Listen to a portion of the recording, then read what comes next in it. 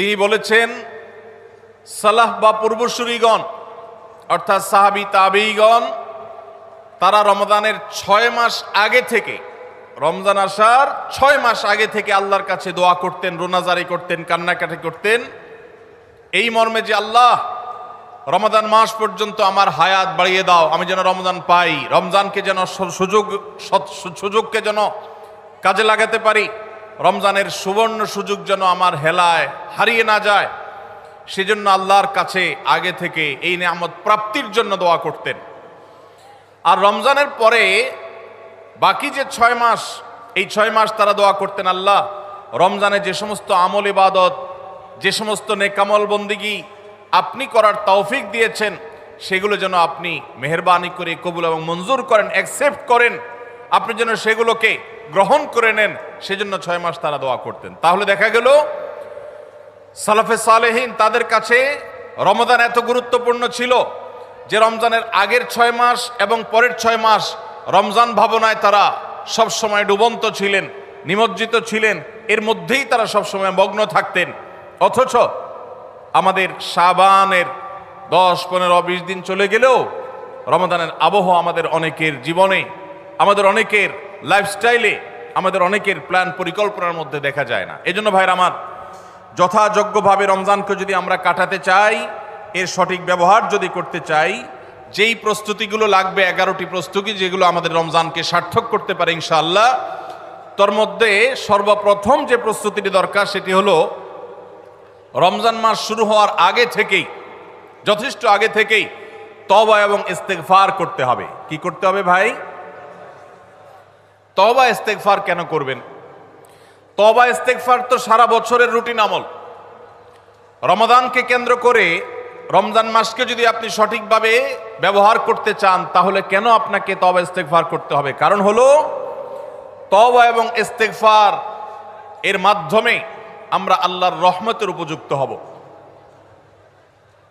মক্কার মসজিদুল হারামের ইমাম শেখ আব্দুর রহমান আস-সুদাইস হাফিজাহুল্লাহ, তার কাছে সৌদি আরবের কিছু যুবকরা এসেছিলেন, এসে বললেন, শেখ,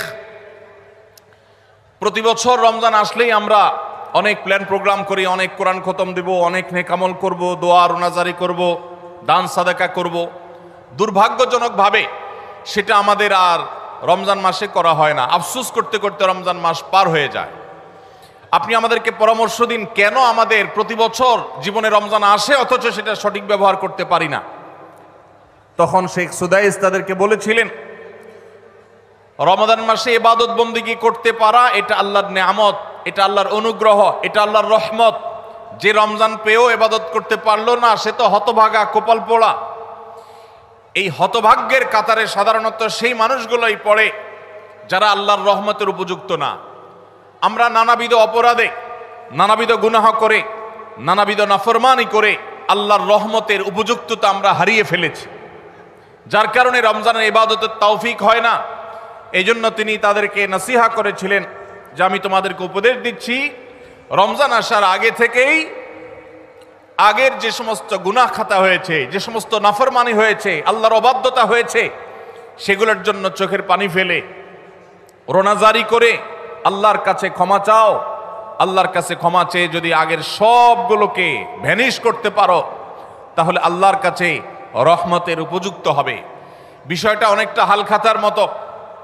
আপনার আগের দেনা দায় সব যখন পরিশোধ করে দিয়েছেন, নতুন করে আবার আপনি ধার করার, বাকিতে নেওয়ার উপযুক্ততা আপনার অর্জন হবে। ঠিক একইভাবে আমাদের নানা নাফরমানের কারণে আল্লাহর রহমত থেকে আমরা দূরে সরে গেছি।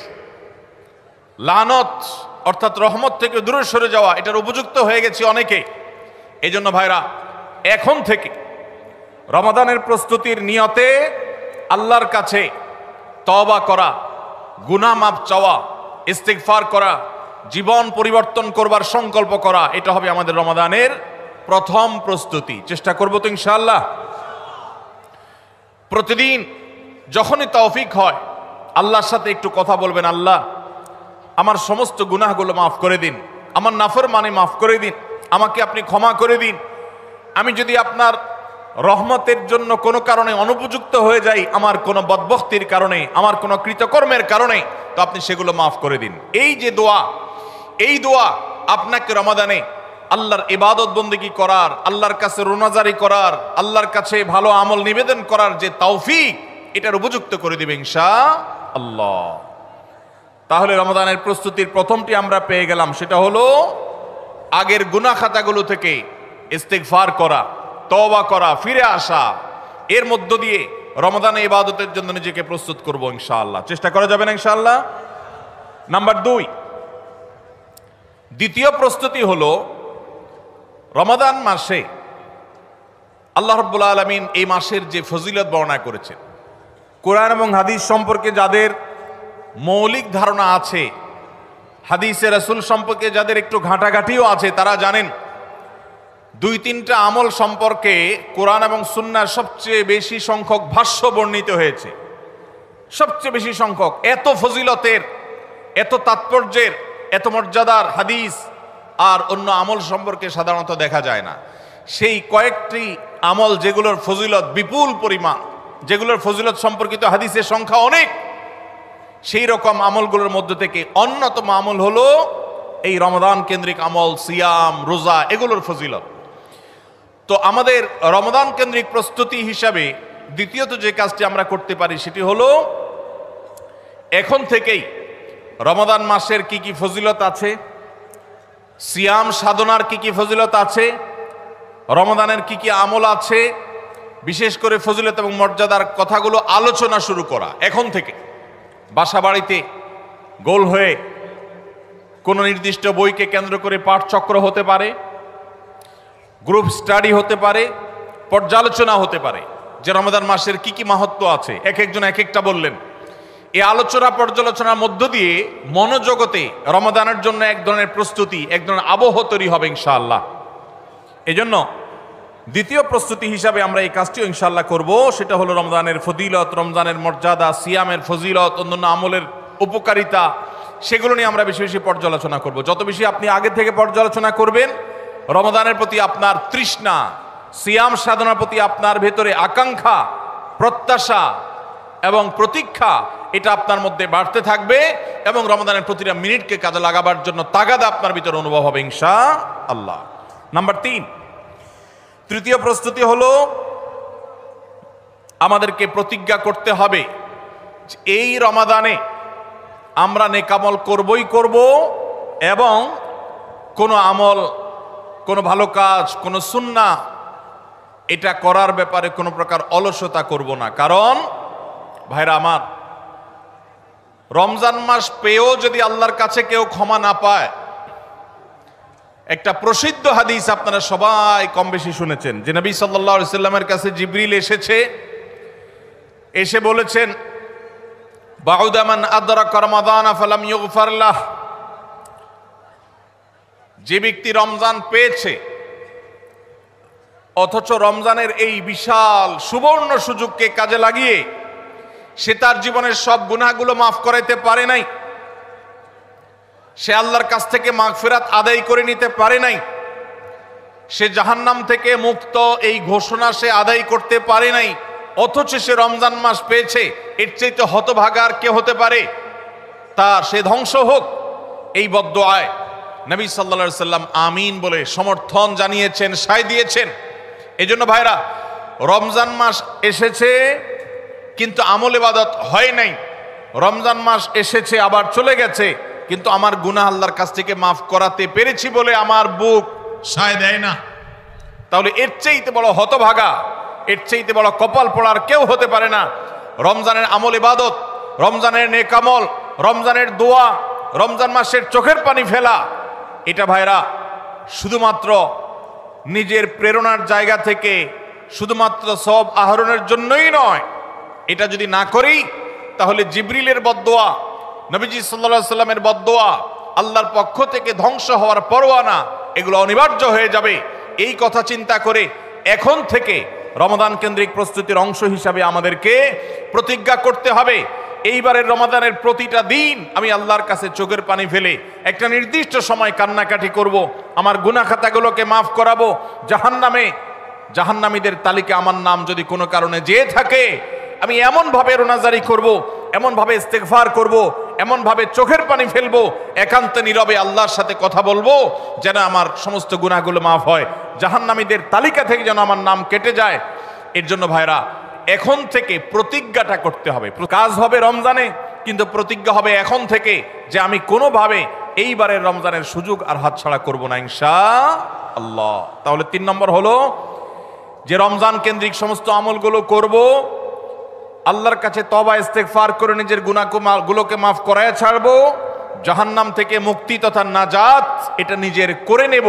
এই মর্মে প্রতিজ্ঞাটা এখন থেকে, যেই কয়দিন রমজান আসতে সময় আছে, প্রতিদিন আমাকে নবায়ন করতে হবে। প্রতিজ্ঞা আজকেরটা যেভাবে হবে, কালকেরটা আরো স্ট্রং হবে, তারপরের দিন আরো স্ট্রং হবে। প্রতিদিন আমি স্বপ্ন লালন করব কবে রমজান শুরু হবে, আর আমি আল্লাহ রাব্বুল আলামিনের কাছে রমজানের এই সমস্ত ইস্তেগফার, তওবা, আমল এগুলোকে নিবেদন করতে থাকবো। চেষ্টা করা যাবে না ইনশাআল্লাহ? তাহলে 3 নম্বর প্রস্তুতি হলো রমজান মাসে নেক আমল করার প্রতিজ্ঞা করা, মাগফিরাত এবং নাজাত আদায় করার প্রতিজ্ঞা এখন থেকে করা। নাম্বার 4 নম্বর যে প্রস্তুতিটা আমাদের নিতে হবে সেটা হলো, যদি আগের রমজানের কোনো রোজা কারোর কাজা থাকে, এই রমজান আসার আগে আগে শাবান মাসের মধ্যেই সেই কাজাগুলো আদায় করে ফেলা উচিত।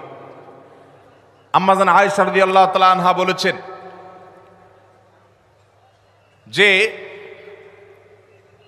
নারী হিসাবে রমজান মাসে যে কয়েকটা রোজা ভাঙতি পড়ে, নবীজি সাল্লাল্লাহু আলাইহি সাল্লাম রমজান পরে পুরো সময়টা তার কাছে থাকার কারণে তিনি সেই রোজাগুলো রাখার সুযোগ সেভাবে পেতেন না। স্বামীর হকের কথা মাথায় রেখে রোজাগুলো রাখতেন না। এবং শাবান মাস আসলে নবীজি সাল্লাল্লাহু আলাইহি সাল্লাম নিজেও বেশি বেশি নফল রোজা রাখতেন।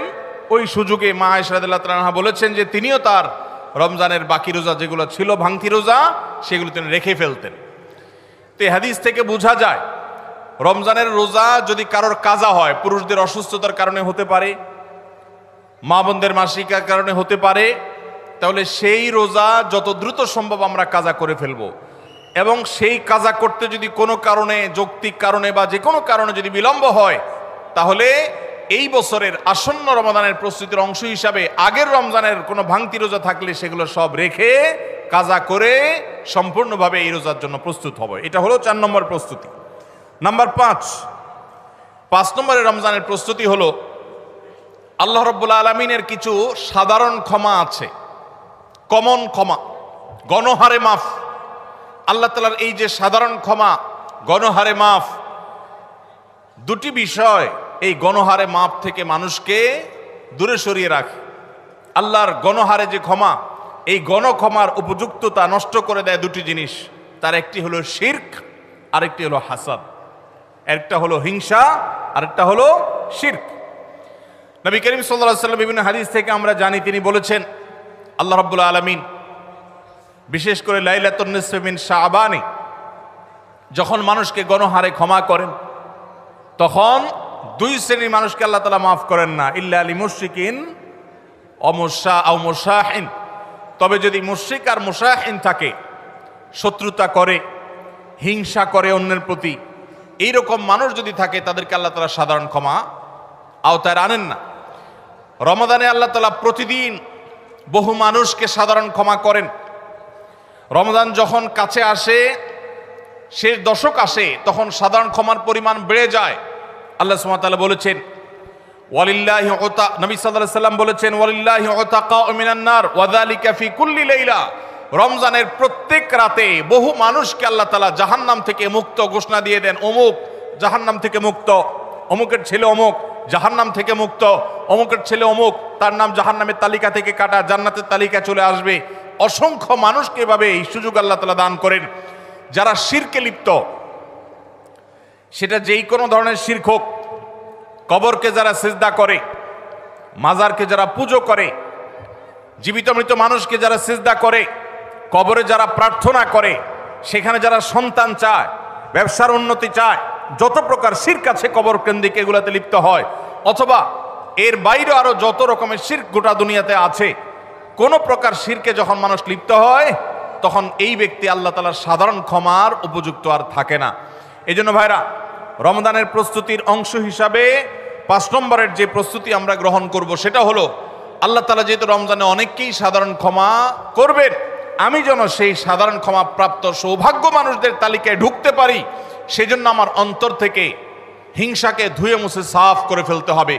কোনো মুসলমানের কল্যাণ দেখে আমার কষ্ট হবে না, কারোর ভালো দেখে আমার ভেতরে জ্বালা পড়া হবে না। পারলে তার জন্য আরো বেশি দোয়া করব। যে কারোর ভালো হোক আমি আরো ভালো চাইব, কারোর কোনো ক্ষতি আমি চাইব না। এই কল্যাণকামিতাই হলো দিন। আদ-দীন ওয়ান-নাসীহা। কিলা লিমান ইয়া রাসূলুল্লাহ? ক্বালা লিল্লাহি ওয়া লিরাসূলিহি ওয়া লিআম্মাতিল মুসলিমিনা ওয়া আইম্মাতিহিম। নবী সাল্লাল্লাহু আলাইহি সাল্লাম বলেছেন, ধার্মিকতা কিসের নাম? ধার্মিকতা, দিনদারিতা কিসের নাম? ধার্মিকতা হলো কল্যাণকামিতার নাম। আল্লাহ রাব্বুল আলামিনের আদেশ নিষেধ মেনে চলা, নবী সাল্লাল্লাহু আলাইহি সাল্লামের আদেশ নিষেধ মেনে চলা, এটাই হলো তাদের জন্য কল্যাণকামিতা।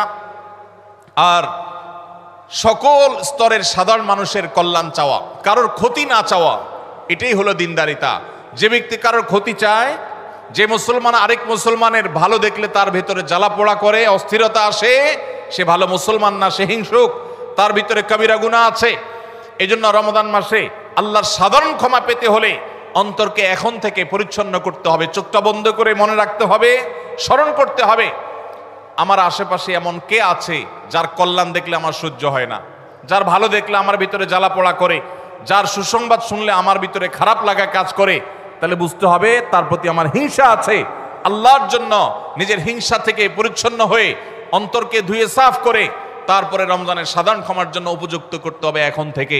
ঠিক একইভাবে আমি আমার কথায়, আমার কাজে, আমার বিশ্বাসে কোনো মাধ্যমে আল্লাহর সঙ্গে শিরক করছে কিনা, আরশের মালিকের সাথে শিরক করছে কিনা, আল্লাহ বলেছেন ইন্নাল্লাহা লা ইয়াগফিরু আন ইউশরাকা বিহি ওয়া ইয়াগফিরু মা দুনা যালিকা লিমান ইয়াশা।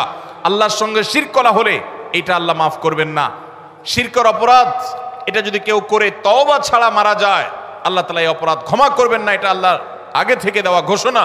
কোরআনে আল্লাহ আরো বলেছেন, লোকমান হাকিমের উদ্ধৃতি দিয়ে, ইন্না শিরকা লাযুলমুন আযীম।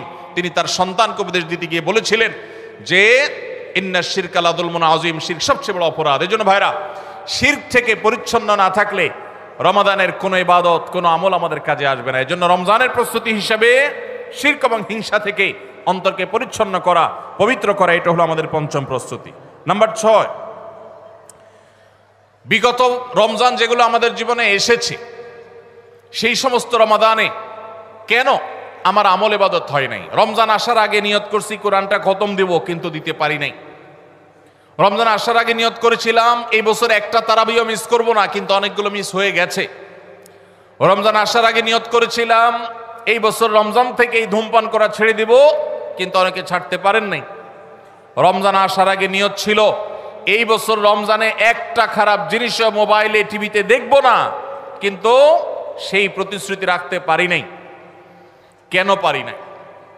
বিগত রমজানের সমস্ত আমল নামা নিয়ে বসতে হবে এখন থেকে, শাবান থেকে, আজকে থেকেই, যে আমার গত রমজানে আমল ইবাদতের ক্ষেত্রে প্রতিবন্ধকতা, বাধাগুলো কি কি ছিল, একটা একটা করে সম্ভব হলে লিখে ফেলবেন।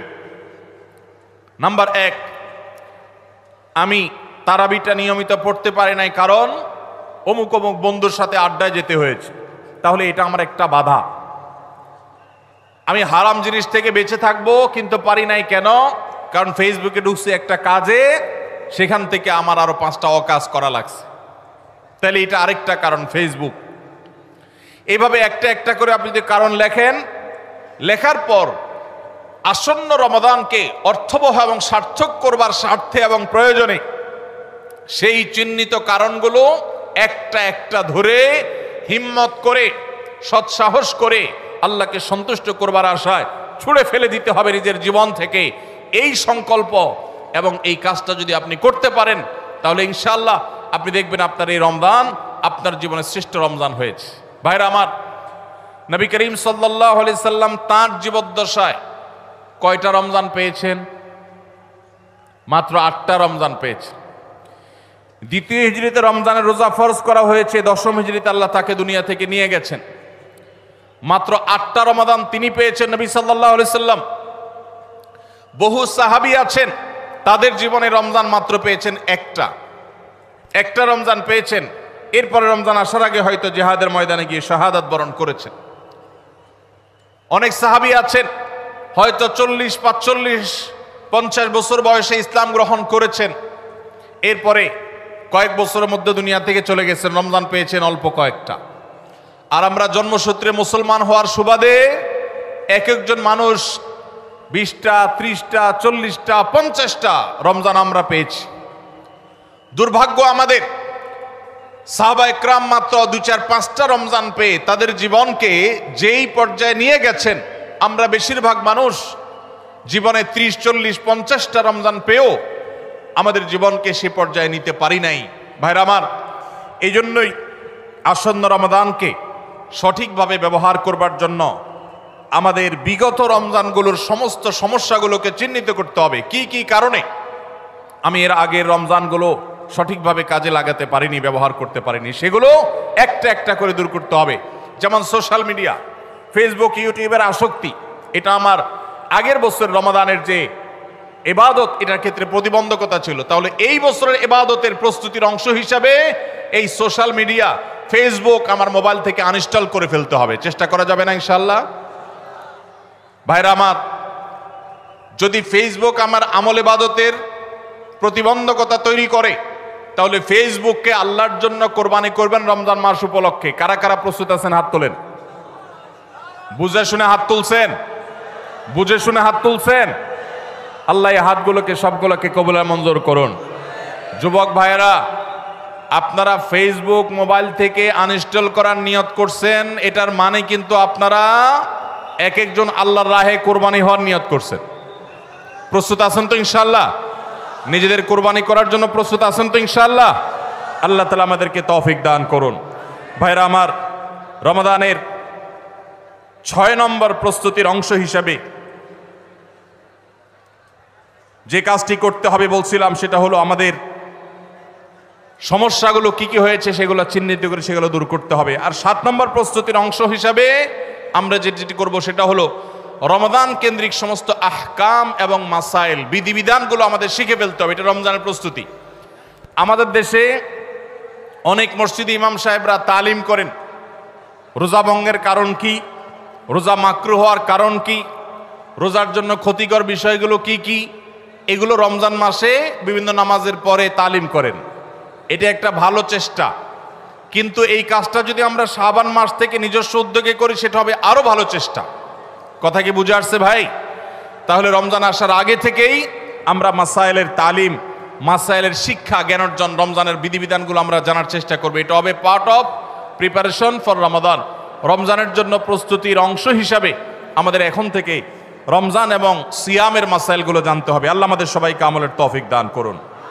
8 নম্বর হলো রমজানে যে আমলগুলো করবেন এখন থেকে সেগুলোর ওয়ার্ম আপ এবং রিহার্সেল শুরু করে দিবেন, প্রস্তুতি শুরু করে দিবেন, চর্চা শুরু করে দিবেন। কারণ মানুষ দাঁড়ানো অবস্থায় হঠাৎ করে জোরে দৌড় দিতে পারে না। একটা গাড়ি সেটা দাঁড়ানো অবস্থায় হঠাৎ করে 100, 150, 110, 20 গতিতে চলতে পারে না। প্রথম 10, 20 হয়, এরপরে 40, 60 হয়, এরপর আস্তে আস্তে 100 বা 110, 20 হয়। এই জন্য রমাদান মাসে যদি আপনি বিপুল পরিমাণ ইবাদত করতে চান, অনেকে আছেন অপেক্ষা থাকেন রমজানের চাঁদ উঠলে সব শুরু করব। এদের দ্বারা জীবনে কিছুই হয় না। যারা আসলেই রমজানে কিছু করতে চায় তারা এখন থেকে শুরু করবে। রমজানে আমরা রোজা রাখবো, নবী সাল্লাল্লাহু আলাইহি সাল্লাম শাবান থেকে নফল রোজা রাখার অভ্যাস শুরু করতেন। রমজানে আমরা দোয়া করব, এখন থেকে দোয়ার রিহার্সেল শুরু করা, প্রস্তুতি শুরু করা।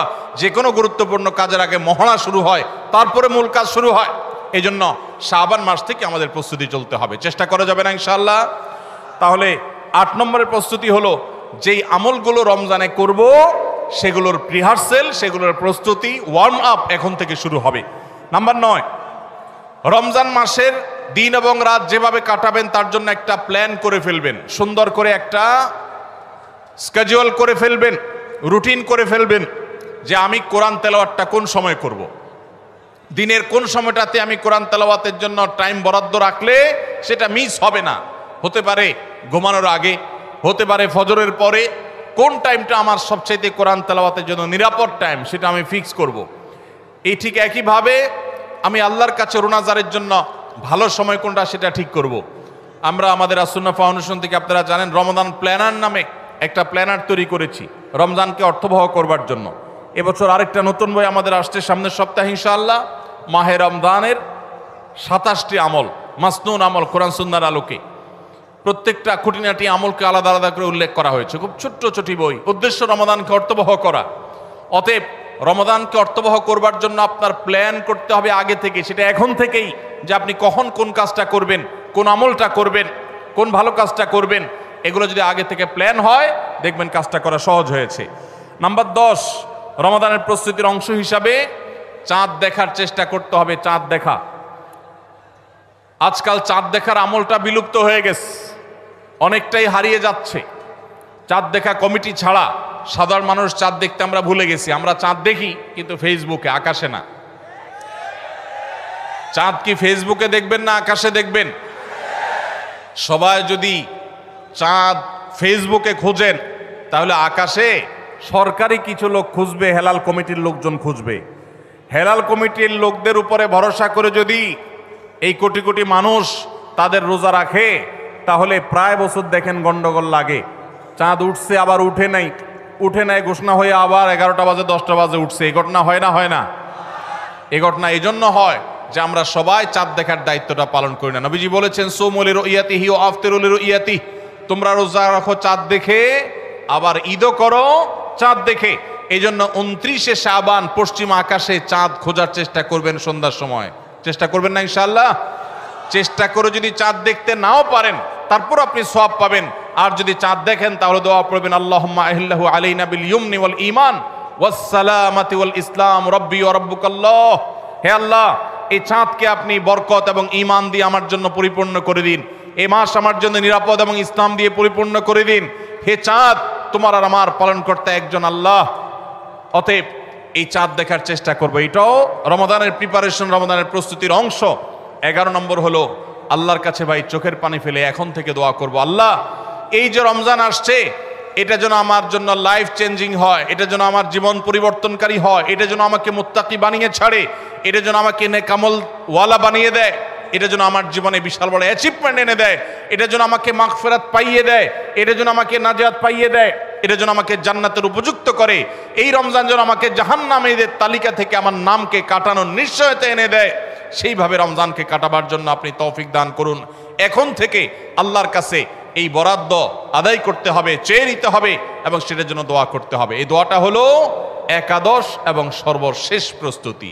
চেষ্টা করা যাবে না ইনশাআল্লাহ? রমাদান উপলক্ষে আসুন্নাহ ফাউন্ডেশন থেকে আমরা একটা ঘোষণা গত বছরে দিয়ে রেখেছি, ইনশাআল্লাহ এই রমাদানে সেটা কার্যকর হবে। সেটা হলো যে রমজান মাসে যদি কেউ পুরো কোরআনে কারীম অর্থ সহকারে বুঝে পড়ে, মাদ্রাসার নিচের ক্লাসের ছাত্ররা তারা শরীক হতে পারবে, উপরের ক্লাসের ছাত্র অথবা আলেম ওলামা তাদের জন্য এটা না, কারণ তারা তো এই কম্পিটিশনে এমনিতেই ভালো করবে। এটা আমাদের সাধারণ শিক্ষিত ভাইদের জন্য, স্কুল কলেজের ভাইদের জন্য, সর্বস্তরের নারী পুরুষ, দেশে বিদেশে প্রবাসে থাকা সব মানুষদের জন্য উন্মুক্ত। অনলাইনে নিজস্ব ওয়েবসাইটে আমরা এই পরীক্ষা নিয়ে থাকি। 6টি ধাপে সারা বছর নেওয়া হয়েছে। এখন সামনে রমাদানে যেটা হবে সেটা হলো মূল, যে কেউ যারা আগের কোনো ধাপে পরীক্ষা দেয় নাই তারাও সবাই দিতে পারবে। কাজ হলো শুধু একটাই, সেটা হলো রমাদানকে কেন্দ্র করে আপনি টার্গেট করবেন পুরা কোরআনের শুরু থেকে শেষ পর্যন্ত আমি একবার ভালো করে অর্থ সহকারে বুঝে পড়ার চেষ্টা করব। চেষ্টা করা যাবে না ইনশাআল্লাহ? আল্লাহ তাআলা কি বলেছেন পুরা কোরআনে আমরা অনেকেই পড়তে চাই, জানতে চাই, কিন্তু হয়ে ওঠে না।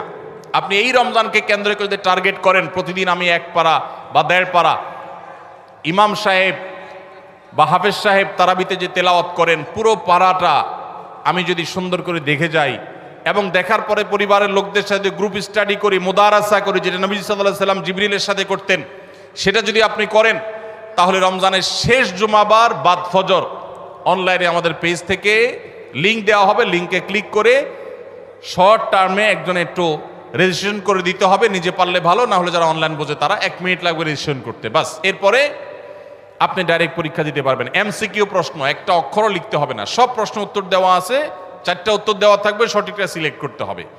এই পরীক্ষা যারা বিজয়ী হবেন তাদের জন্য পুরস্কার হলো 15 লক্ষ টাকা। 15 লক্ষ টাকার পুরস্কারের ঘোষণা আমরা দিয়েছি। এর মধ্যে প্রথম 3 জনকে আমরা ইনশাআল্লাহ বিদিনিল্লাহ ওমরা করাবো। 3 জনের ওমরার জন্য আল্লাহর 3 বান্দা ইতোমধ্যে স্পন্সর হয়ে টাকা জমা দিয়ে দিয়েছেন আমাদের কাছে। এখন শুধুমাত্র কারা কারা ওমরা যেতে চান সে মানুষগুলো দরকার। আপনারা সবাই যেতে চান ইনশাআল্লাহ? অতএব ভাইরা, রমজানকে কেন্দ্র করে ওই যে প্রিপারেশন, প্রস্তুতির অংশ হিসাবে এখন থেকে কোরআনে কারিম বুঝে পড়া শুরু করে দেন। পরীক্ষার দিন পরীক্ষা দেন। আপনি পুরস্কার জিতেন আর না জিতেন, আল্লাহ বলেছেন ফাস্তাবিকুল খায়রাত, ভালো কাজে প্রতিযোগিতা করা এটা ইটসেলফ একটা ভালো কাজ। অতএব আপনি পরীক্ষায় অংশগ্রহণ করেছেন, প্রতিযোগিতায় নাম লিখিয়েছেন, এটাই একটা ইবাদত। আপনার রমাদান কর্তব্য করে দিতে পারে ইনশাআল্লাহ। সবার চেষ্টা করবো তো ইনশাআল্লাহ রমাদানকে কেন্দ্র করে। তাহলে যেই প্রস্তুতিগুলো আমরা নিতে পারি, যেগুলো আমাদের রমাদানকে অর্থবহ করতে পারে, তার ভিতরে 1 নম্বর বলেছিলাম তওবা ইস্তেগফার করে আগের সব গুনাহগুলো থেকে আল্লাহর কাছ থেকে মাগফিরাত আদায় করে নেওয়া, যাতে করে রমজানে ইবাদতের জন্য আপনি উপযুক্ত হন, আল্লাহর রহমত প্রাপ্তির তৌফিক প্রাপ্ত হন। অনেক সময় গুনাহগুলো ইবাদতের ক্ষেত্রে বাধা হয়, গুনাহের কারণে আল্লাহর ইবাদতের তৌফিক হয় না। নাম্বার 2, আল্লাহ রাব্বুল আলামিন রমজানের এবং সিয়ামের যে ফজিলতের কথা বলেছেন, নবীজি সাল্লাল্লাহু আলাইহি ওয়াসাল্লাম যেসব ফজিলতের কথা বলেছেন, মর্যাদা, মাহাত্ম্য, তাৎপর্যের কথা বলেছেন, এগুলোর আলোচনা, পর্যালোচনা এগুলো এখন থেকে শুরু করা। আপনার অফিসে, বাসায় বিভিন্ন রকমের হাদিস, রমজানের ফজিলত, সাহারি ইফতারের ফজিলত, গুনাহমুক্ত থাকার ফজিলত, তাকওয়া চর্চার ফজিলত, রমজানের আমল, এগুলো এখন থেকে জানাশোনা শুরু করে দেন। এখন থেকে এটা রিহার্সাল শুরু করেন। রমজানকে অর্থবহ করবার জন্য আমরা রমজান প্ল্যানার করেছি। রমজানকে অর্থবহ করবার জন্য আমরা তারাবির সালাতে কোরআনের বার্তা বই করেছি। রমজানকে অর্থবহ করার জন্য আমাদের আরেকটা বই আসছে, মাহে রমজানের 27 আমল। এই সব আয়োজন কিভাবে রমজানকে সুন্দরভাবে কাটানো যায় সেজন্য এখন থেকে আপনি ফজিলতের হাদিসগুলো জানেন, আলোচনা করেন, দেয়ালে দেয়ালে নিজের বাসায় লাগায় রাখেন এবং বারবার দেখেন, পর্যালোচনা করেন, আবহ তৈরি হবে ইনশাআল্লাহ। নাম্বার 3, তৃতীয় প্রস্তুতি হলো এইবারের রমাদানে যে কোনোভাবে মাগফিরাত আদায় করে ছাড়বো আল্লাহর কাছ থেকে। জাহান্নামীদের তালিকা আমার নাম থেকে থাকলে এটা কাটায় ছাড়বো, এই মর্মে প্রতিজ্ঞা করা, এটাও প্রিপারেশন। এখন থেকে নিয়ত করা যে এই রমজানটা অর্ডিনারি রমজান হবে না, এই রমজানটা শুধু সাহারি আর ইফতার আর তারাবি এই 3 জিনিসের নাম হবে না, এটা একটা অর্থবহ রমজান হবে। একটা নাফরমানি আমি করব না, একটা গুনাহ আমি করব না। এখন থেকে প্রতিজ্ঞা করতে হবে নিজের সাথে নিজে, প্রতিদিন নিজের সাথে নিজের বোঝাপড়া ফাইনাল করতে হবে, এটা প্রস্তুতি। নাম্বার 4, বিগত রমাদানের যদি কোনো রোজা কাজা হয়ে থাকে সেগুলো সব আদায় করে শেষ করতে হবে শাবানের মধ্যে। নাম্বার 5, শিরক এবং হাসাদ, হিংসা, এগুলোর কারণে আল্লাহর সাধারণ ক্ষমার উপযুক্ততা মানুষ হারিয়ে ফেলে, সেগুলো থেকে মুক্ত থাকার প্রতিজ্ঞা করে মুক্ত থাকার জন্য চেষ্টা করতে হবে এখন থেকে। যে শিরক থেকে থাকলে জীবনে কখনো সেই শিরক থেকে মুক্ত হওয়া, অন্তরের কারো প্রতি হাসাদ থাকলে সেটাকে দূর করা, তার কল্যাণকামী হওয়া, এগুলোর মধ্য দিয়ে রমজানে যে সাধারণ ক্ষমা হবে তার জন্য নিজের উপযুক্ততা তৈরি করা, এটাও রমজানের প্রস্তুতির অংশ। নাম্বার 6, বিগত রমজানগুলোতে কোন কোন কারণে আমার আমল হয় না, কোন দোস্তের কারণে, কোন বন্ধুর কারণে, কোন গ্রুপের কারণে, কোন অ্যাপসের কারণে, কোন ফেসবুকের কারণে, সেগুলো একটা একটা করে এই রমজানে যেন জীবনে না থাকে সেগুলা ছিন্ন করার জন্য প্রস্তুতি নেওয়া। নাম্বার 7, রমজানের মাসলা মাসাইলগুলো জানা, এটাও রমজানের প্রস্তুতির অংশ, এখন থেকে সেটা করা। 8 নম্বর হলো রমজানে যে আমল করতে চান এখন থেকে সেগুলো শুরু করে দেন। তেলাওয়াত করা, অনেক সালাফ শাবান মাস থেকে প্রচুর তেলাওয়াত করা শুরু করতেন, নবীজি শাবান মাস থেকে নফল রোজা শুরু করতেন। এগুলো হলো আগে থেকে প্রস্তুতি এবং মহড়া। রমজানে যা করবেন, দান সাদকা করবেন, এখন থেকে লিস্ট করেন, তালিকা শুরু করে দেন, টাকা পয়সা জোগাড় শুরু করে দেন, এগুলো হলো পার্ট অফ প্রিপারেশন। 9 নম্বর হলো রমজান কিভাবে কাটাতে চান তার একটা রুটিন করে ফেলেন, দিন রাত 24 ঘন্টার রুটিন। বাচ্চাদের, ফ্যামিলির অনেক ধরনের আমল আছে রমজানকে কেন্দ্র করে, যেগুলো হারিয়ে গেছে আমাদের সমাজ থেকে। রুটিন করেন এবং ইলম অর্জন করার চেষ্টা করেন। নাম্বার 10, চাঁদ দেখার চেষ্টা করতে হবে, এটাও রমজানের প্রস্তুতির অংশ। আর 11 নম্বর হলো আল্লাহর কাছে দোয়া করতে হবে, আল্লাহ যেন আমাদেরকে রমজানের রোজাকে যথাযথভাবে আদায় করার তৌফিক দান করেন। চেষ্টা করা যাবে তো ইনশাআল্লাহ। আল্লাহ রাব্বুল আলামিন আমাদের সবাইকে রমজানকে সর্বোচ্চ কাজে লাগাবার, সর্বোত্তম ব্যবহার করবার তৌফিক দান করুন। সবাই চেষ্টা করবো তো ইনশাআল্লাহ। ভাইরা আমার, জীবনে রমজান হতে পারে এটাই শেষ, সেই চিন্তা করেই আমাদেরকে রমাদানকে ইস্তেকবাল করতে হবে, অভ্যর্থনা জানাতে হবে। এটাকে শেষ রমজান ধরেই প্রিপারেশন নিতে হবে, আগাইতে হবে। এইবার যদি সুযোগ মিস হয়, হয়তো আর সুযোগ আমার কাছে আসবে না, সেই চিন্তা করেই করতে হবে। তাহলে ইনশাআল্লাহ এই রমাদানে অর্থবহ কিছু করা সম্ভবপর হবে। আমরা সবাই সেজন্য যার যার জায়গা থেকে সচেষ্ট হব আগে থেকেই। এবং মনে রাখবেন, আবারও বারবার বলছি যে নবী সাল্লাল্লাহু আলাইহি সাল্লামের সেই হাদিসটি মাথায় রাখতে হবে। রমজান মাসটা আমল করে ইবাদত করে কিছু কামাইতে পারলাম ভালো, না কামাইতে পারলাম তেমন কোনো ব্যাপার না। ব্যাপারটা সেরকম না। ব্যাপারটা হলো, যদি এই মাস চলে যায় আর অবহেলায় আপনি আল্লাহর কাছ থেকে মাগফিরাত আদায় করতে না পারেন, তাহলে বাউদামান আদরাকা রমাদান ওয়া লাম ইগফার লাহ, এই হাদিসের মেজদাক হবেন আপনি, এই হাদিসের প্রয়োগ ক্ষেত্র হবেন আপনি। সেক্ষেত্রে রমজান পেয়েও মাগফিরাত না পাওয়ার কারণে ধ্বংস অনিবার্য হয়ে যাবে। এটা শুধুমাত্র শখের বিষয় না, এটা ডু অর ডাই এর মতো ব্যাপার। আপনি রমজান পাইলেন না, মাগফিরাত পাইলেন না, জাহান্নাম নিশ্চিত হবে। অতএব যারা বাঁচতে চাই তারা এখন থেকে প্ল্যান প্রোগ্রাম করা যাবে না ইনশাআল্লাহ। সেই সাথে আমি শুরুতে যেটা বলেছিলাম, রমাদান সেই মাস যেই মাসে আমল এবং ইবাদতের শুধু উন্নতি আর তারাক্কি না, মুসলমানদের সার্বিক অগ্রগতি উন্নতি আল্লাহ রাব্বুল আলামিন এই মাসে দিয়েছেন। ঐতিহাসিক বদরের যুদ্ধের সেই স্মৃতি বিজড়িত মাস এই রমাদান। মক্কা বিজয়, বড় বড় ঘটনা ইসলামের ইতিহাসে, বড় বড় সাফল্য আল্লাহ তাআলা রমাদানে দিয়েছেন। অতএব সেই জন্য নিজেদেরকে প্রস্তুত করতে হবে, প্রস্তুতি এখন থেকে গ্রহণ করতে হবে। এবং বাংলাদেশের এই মাটি আল্লাহ রাব্বুল আলামিন যেন দ্বীনের জন্য, ঈমানের জন্য, কোরআনের জন্য, সুন্নাহর জন্য কবুল করেন। এদেশের মুসলমানদের অন্তরের অন্তঃস্থলে যেন দ্বীনকে আল্লাহ তাআলা গেঁথে দেন। আমাদেরকে সবাইকে যেন আল্লাহ তাআলা প্র্যাকটিসিং মুসলমান বানায় দেন। নামদারি মুসলমানদেরকে আল্লাহ যেন সিরিয়াস মুসলমান বানায় দেন। নামাজি মুসলমানকে যেন আল্লাহ আখলাকওয়ালা মুসলমান বানায় দেন। আখলাকওয়ালা মুসলমানকে যেন আল্লাহ মুখলিস মুসলমান বানায় দেন। আমরা সব সময় দোয়া করব ইনশাআল্লাহ। এই আসন্ন রমাদানকে কেন্দ্র করে সেই দোয়া আরো বাড়াতে হবে, তার প্রিপারেশন আরো বাড়াতে হবে। এদেশের সংখ্যাগরিষ্ঠ মানুষ তারা ইসলামকে পছন্দ করে, মুসলমান তারা ইসলামকে ভালোবাসে মনে প্রাণে, ধর্মপ্রাণ। এরপরও এদেশে একের পর এক বিভিন্ন সময় আমরা দেখেছি ইসলামকে নানাভাবে আঘাত করা হয়। আমরা মুসলমানরা সর্বশক্তি দিয়ে এই সামান্য কিছু হাতে গোনা ইসলাম এবং মুসলমানদের প্রতি বিদ্বেষ পোষণ করা এই অপশক্তি, এদেরকে দমন করবার শপথ আমাদেরকে গ্রহণ করতে হবে রমাদানকে কেন্দ্র করে। আপনারা অনেকে ইতোমধ্যে জেনেছেন, অনেকে আপনারা জেনেছেন এবং দেখেছেন,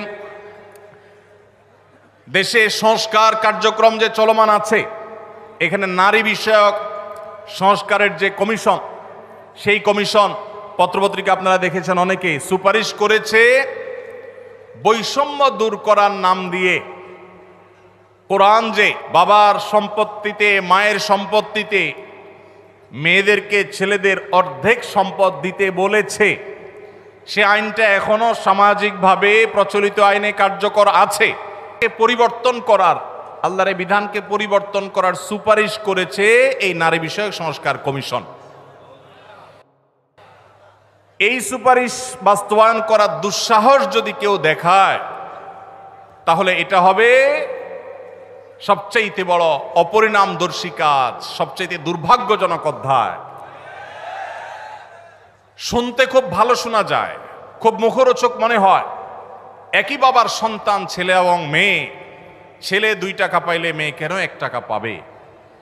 কিন্তু এর পেছনে লুকায়িত আছে এক গভীর শয়তানের ষড়যন্ত্র। সেটা হলো পশ্চিমা পৃথিবীর মানুষেরা তাদের পরিবার ব্যবস্থাপনা ধ্বংস হয়ে গেছে, বহু আগেই তাদের পরিবার ব্যবস্থাপনা মুখ থুবড়ে পড়েছে। আজ এই ভারতবর্ষে শুধু মুসলমান কেন, আমাদের এই অঞ্চলের হিন্দু, খ্রিস্টান, বৌদ্ধ সব ধর্মের মানুষের মধ্যে পারিবারিক বন্ডিং এবং পরিবার ব্যবস্থাপনা, স্বামী স্ত্রীর মধ্যকার সৌহার্দ্য যতটুকু আছে, পশ্চিমারা সেগুলা কল্পনাও করতে পারে না। ওরা আমাদের চাইতে জ্ঞানে বিজ্ঞানে এগিয়ে থাকতে পারে, ওরা আমাদের চাইতে তথ্য প্রযুক্তিতে অগ্রসর থাকতে পারে, তারা অবকাঠামোতে আমাদের চাইতে 200 বছর এগিয়ে থাকতে পারে, কিন্তু পরিবার ব্যবস্থাপনা আমরা ওদের চাইতে 500 বছর এগিয়ে আছি। আমাদের এখানকার স্বামী স্ত্রীর মধ্যকার ভালোবাসা, এটা তাদের দেশে সোনার হরিণ। আমাদের এখানকার সন্তানের সাথে বাবা মার বন্ডিং, তাদের ওখানে সেটা দুষ্প্রাপ্য।